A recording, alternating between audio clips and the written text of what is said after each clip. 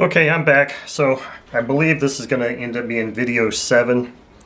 I stopped 6 after discovering a bent connecting rod on cylinder 2, but I went ahead and took off the other connecting rods, and I got confirmation from my customer that continued the disassembly. So the next step for me is I already took off the main engine mount, so now my nice solid base for working on it is gone. Now the next thing I'm going to do is remove this rear cover here. Now the rear cover has all of these screws on here. 2 of them have nuts on them. I keep forgetting how I'm not zoomed in, but I don't want to have to keep screwing with zooming in and zooming out. So I've started loosening some of these already. And the ones that have the nuts on them, I'm just going to put the nut back right on it there.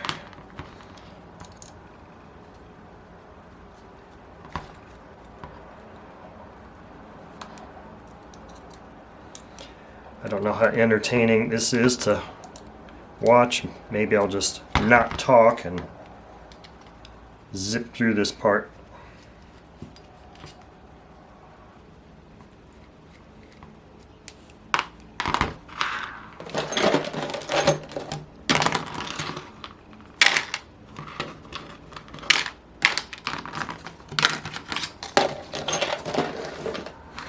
Alright, this is where it gets kind of interesting.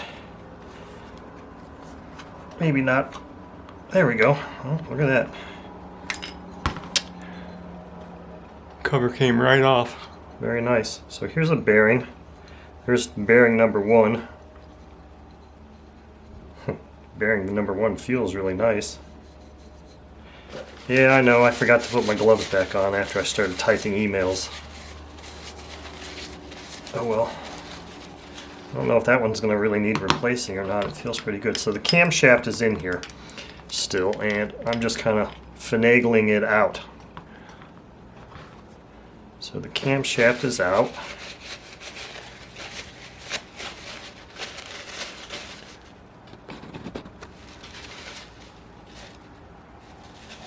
This hole in it right here is a timing dot. There's a timing mechanism for it.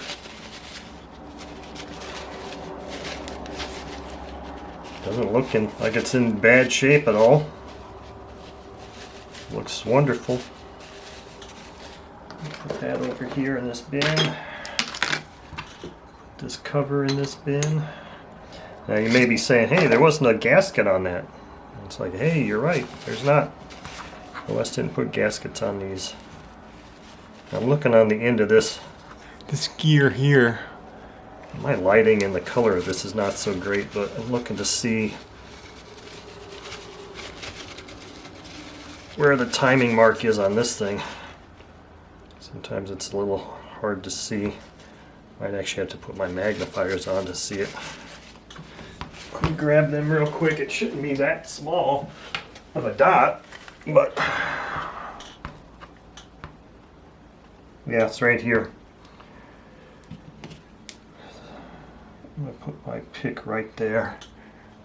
And I don't know if you're going to be able to see See it it or not, but there is a dot there. It's a tiny little thing.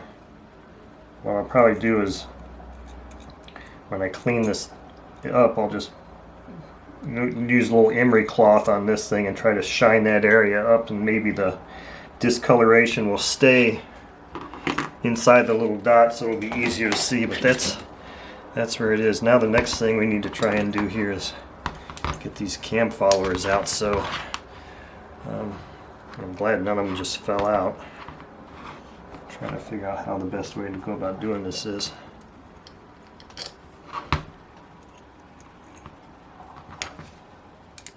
There's one. So this is cylinder number 1. Cam followers for cylinder number 1 just came out. Let's do cam followers for cylinder number 2 next. Number 2. Number 2's bin's over here. Now let's do 3.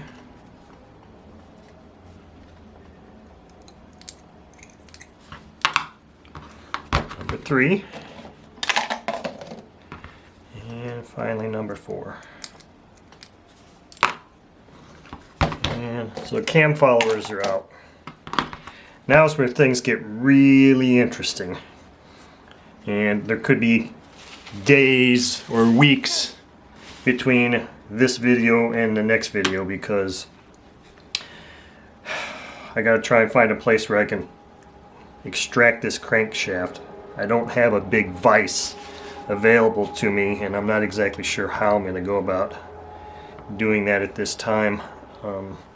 I do have all of these screws loosened up, so I'm gonna go ahead and start taking these screws out. A friend of mine, Harvey, is assisting me with getting parts for this engine. I'm not certain if I'm just going to get this replacement screw from him that has the broken up ball in it, or if I'm going to just get a whole new screw set. I don't know. I think they might sell screw sets for this engine.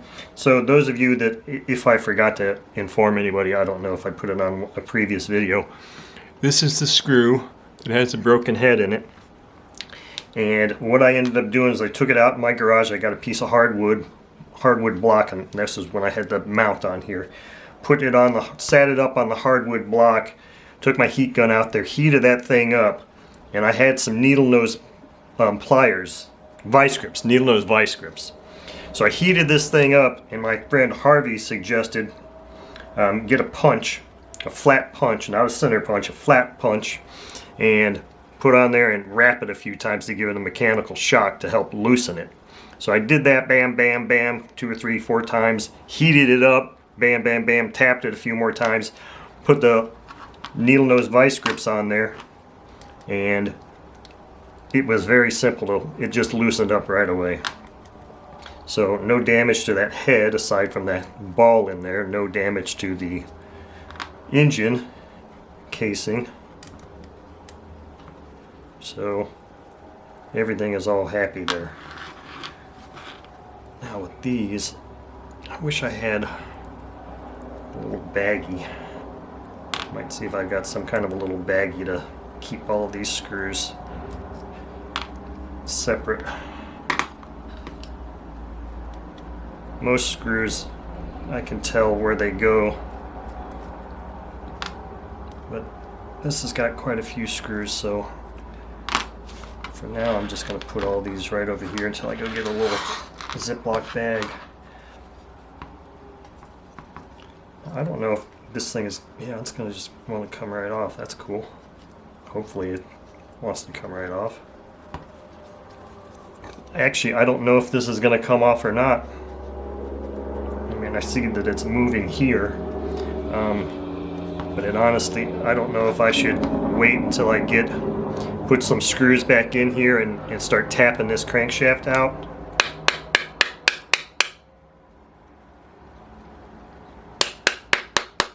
Yeah, I know. It's a pipe dream. There's no way in hell that's coming out. See, there's a bearing in here, and I believe there's a bearing here too that I'm beginning to see. So now I'm starting to think that maybe I just put these screws, or at least a couple of screws, 4 screws or so, back in this thing and secure it until I can find a means to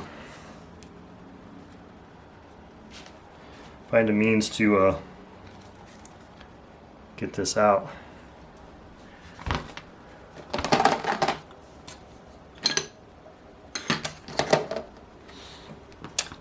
So anyway, that's where we're going to end this video at this point until I figure these things out.